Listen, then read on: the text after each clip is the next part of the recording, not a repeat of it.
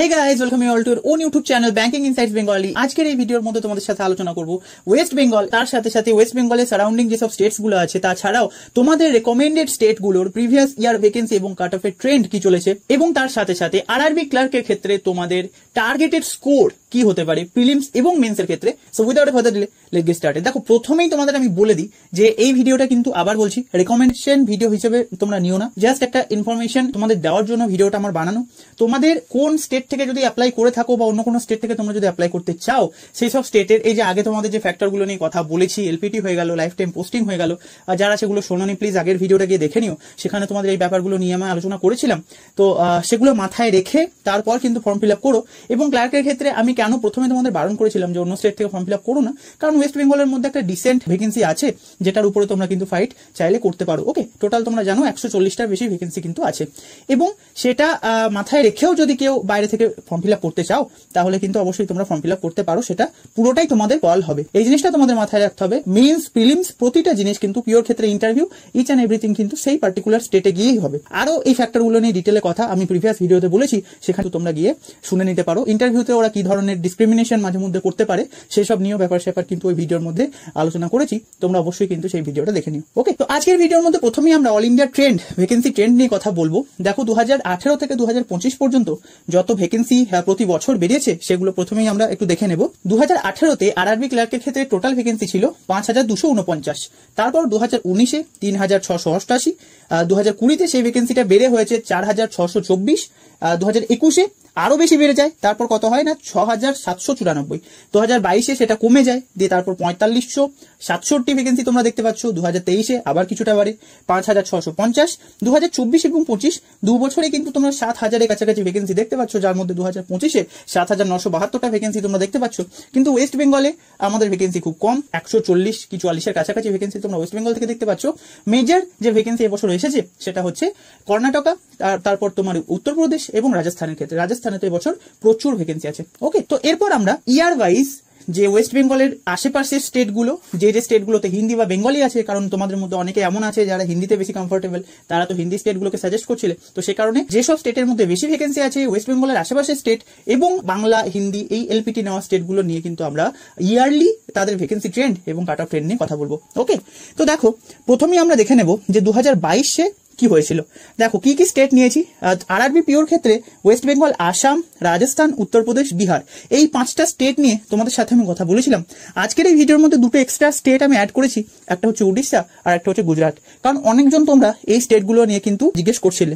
কিন্তু দেখো, তোমাদের আমি বলে দিই, ওয়েস্ট বেঙ্গল এবং আসামের ক্ষেত্রে এলপিটিতে তোমরা বাংলা পাচ্ছ, রাজস্থান, ইউপি, বিহার এই 3টে স্টেটের ক্ষেত্রে তোমরা এলপিটিতে হিন্দি পাচ্ছ, কিন্তু উড়িষ্যা এবং গুজরাটের ক্ষেত্রে কিন্তু উড়িয়া, উড়িষ্যার ক্ষেত্রে এবং গুজরাটের ক্ষেত্রে গুজরাটি, এই দুটো ল্যাঙ্গুয়েজ কিন্তু মাস্ট। এগুলো যদি তোমাদের না জানা থাকে, এগুলোতে যদি তোমাদের প্রফিসিয়েন্সি না থাকে, তাহলে এই স্টেটগুলোতে অ্যাপ্লাই করতে যেও না। আর উড়িষ্যার মধ্যে এমনিতেও কাট অফ প্রায় ওয়েস্ট বেঙ্গলের কাছাকাছি চলে যায়, তো সেক্ষেত্রে কিন্তু উড়িষ্যা নিয়ে বেশি ভাবনা চিন্তা করো না। ওকে, তো এবার আমরা দেখে নিই টোটাল কাট অফ ট্রেন্ড কিভাবে কি ভ্যারি করেছে।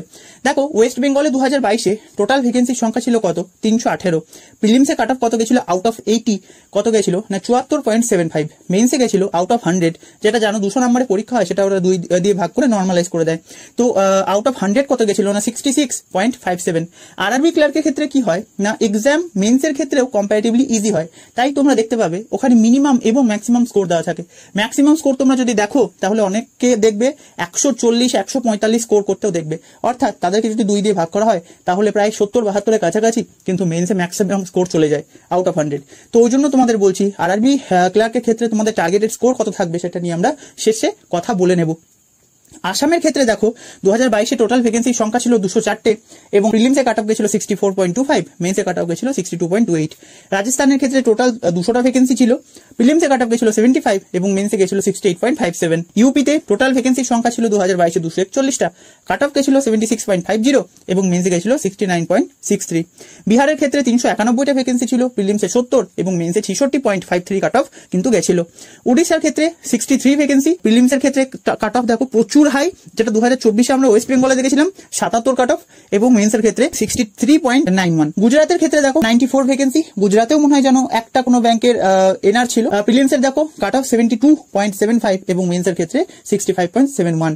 ওকে, 2023 এর ক্ষেত্রে ওয়েস্ট বেঙ্গলের টোটাল ভ্যাকেন্সি নাম্বার একটু বেশি ছিল, কিন্তু তাতে কাট অফের চেয়ে একদম ড্রাস্টিক কিছু চেঞ্জ হয়েছে তা নয়। ওয়েস্ট বেঙ্গলের টোটাল 555টা ভ্যাকেন্সি ছিল, প্রিলিমস এ 73.75 এবং মেন্স এ কাট অফ ছিল 58.47। আসামের ক্ষেত্রে 296টা ভ্যাকেন্সি, কিন্তু কাট অফ দেখো সেই তুলনায় অনেক কম, 65.75 এবং মেন্স এ কাট অফ ছিল 56। রাজস্থানের ক্ষেত্রে দেখো টোটাল ভ্যাকেন্সি 195, প্রিলিমস এ কাট অফ ছিল 75.25 এবং মেন্স এ গেছিল 62.66।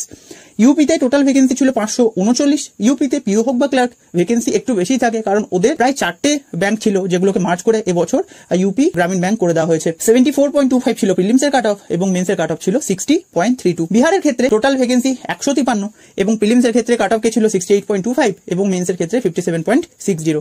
উড়িষ্যার ক্ষেত্রে 165টা ভ্যাকেন্সিতে কাট অফ 76। দেখো উড়িষ্যা প্রতি বছর হাই কাট অফ যায়, তো উড়িষ্যার দিকে কেউ তাকিয়ে দেখো না, বুঝতে পারছো, যদি এরকম মাথাতে এসেও থাকে।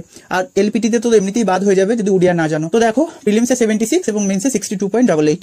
গুজরাটে টোটাল 94টা ভ্যাকেন্সি, মেবি অন্য একটা ব্যাংকের হয়তো এনআর ছিল। তারপর হচ্ছে এখানে প্রিলিমস এর কাট অফ 70.25 এবং মেন্স এর ক্ষেত্রে 58.85। ওকে, এরপর হচ্ছে প্রিভিয়াস ইয়ার অর্থাৎ 2024 এর ব্যাপারটা আমরা একটু ভালো করে দেখবো। 2024 এ ওয়েস্ট বেঙ্গলে দেখো আবার ভ্যাকেন্সি অনেক কমে গেছে। 155 টোটাল ভ্যাকেন্সি ছিল, প্রিলিমস এর কাট অফ তো একদম সেই স্কাই ইজ দ্য লিমিট, এত বেশি কাট অফ গেছে 77.5। আমার মনে হয় না যে এর থেকে বেশি কাট অফ আজ পর্যন্ত কোথাও আরআরবি ক্লার্কে গেছে, আর গেলেও খুব রিয়ারলি গেছে হয়তো। 77.5 হচ্ছে ওয়েস্ট বেঙ্গলের আগের বছরের কাট অফ। মেন্স এর কাট অফ কিন্তু সেই তুলনায় কম্পারেটিভলি একটু কম, কত না 58.35। দেখো আবার বলছি, আরআরবি ক্লার্কের ক্ষেত্রে কিন্তু তোমরা চাইলে যদি অ্যাকিউরেসি ঠিক রেখে 73-74 এর কাছাকাছিও যদি অ্যান্সার করতে পারো, তোমাদের কিন্তু কাট অফ ক্লিয়ার হয়ে যাবে, কারণ অ্যাকিউরেসিটা ম্যাটার করে। মাল্টিপল শিফটের মধ্যে এক্সাম হয় এবং তোমার যদি অ্যাকিউরেসি দেখো, দুটোই তো সাবজেক্ট আছে, একটা হচ্ছে ম্যাথ আর একটা হচ্ছে রিজনিং, এবং এই দুটো সাবজেক্টের তোমাদের মেজরলি অ্যাকিউরেসি বেশি ভালোই থাকে, কারণ তোমাদেরকে সলভ করে তারপর তো অ্যান্সার ঠিক করতে হয়। ইংলিশে অনেক সময় তোমরা আন্দাজে অ্যান্সার করো, কিন্তু ম্যাথ বা রিজনিং এ কোনো রকমের গেস ওয়ার্ক চলে না, তো সেক্ষেত্রে কিন্তু এখানে তোমার অ্যাকিউরেসি একটু হাই থাকে। তো মেন্সে দেখো 58.35 ওয়েস্ট বেঙ্গল থেকে গেছে 2024 এ। আসামে 224টা ভ্যাকেন্সিতে কাট অফ, প্রিলিমস এর টোটাল কাট অফ গেছে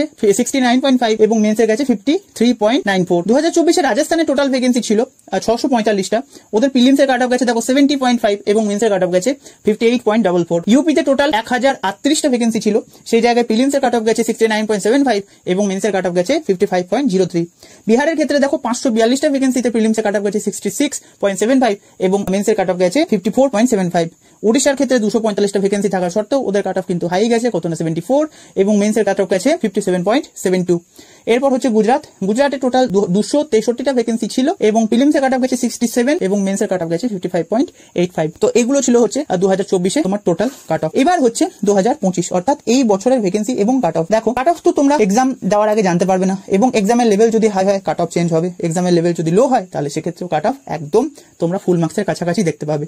ওয়েস্ট বেঙ্গলে এবছর যে ক্লার্কের ভ্যাকেন্সি পিওর মতো ওরকম মরুভূমি অবস্থা নেই, কিন্তু খুব ভালো ভ্যাকেন্সিও নেই। আগের বছর যা ভ্যাকেন্সি ছিল অলমোস্ট সিমিলার ভ্যাকেন্সি, 144টা ভ্যাকেন্সি। তো কাট অফ কিন্তু এবছরও তোমরা হাই ধরেই চলো। আসামের ক্ষেত্রেও কিন্তু ভ্যাকেন্সি খুব বেশি নেই, 167টা মাত্র ভ্যাকেন্সি। এবছরের মানে ফেলি ছড়ি চাকরি পাবে হচ্ছে রাজস্থানের লোকেরা এবং কর্ণাটকের লোকেরা, কারণ এমনিতেই সাউথের কাট অফ কম যায়। কিন্তু দেখো সাউথে যেন কেউ ভুল করে ফর্ম ফিল আপ করে দিও না, 2-3টে কারণ আছে। ফার্স্ট অফ অল এলপিটি তে ফেল করবে, তাও যদি এমন কেউ থেকে থাকো যে সাউথের ওই ল্যাঙ্গুয়েজ পড়েছো, তাও যদি সেই ল্যাঙ্গুয়েজের উপর তোমার প্রফিসিয়েন্সি না থাকে, তাহলে কিন্তু তোমরা জব পাওয়ার পরেও চাকরি করতে পারবে না।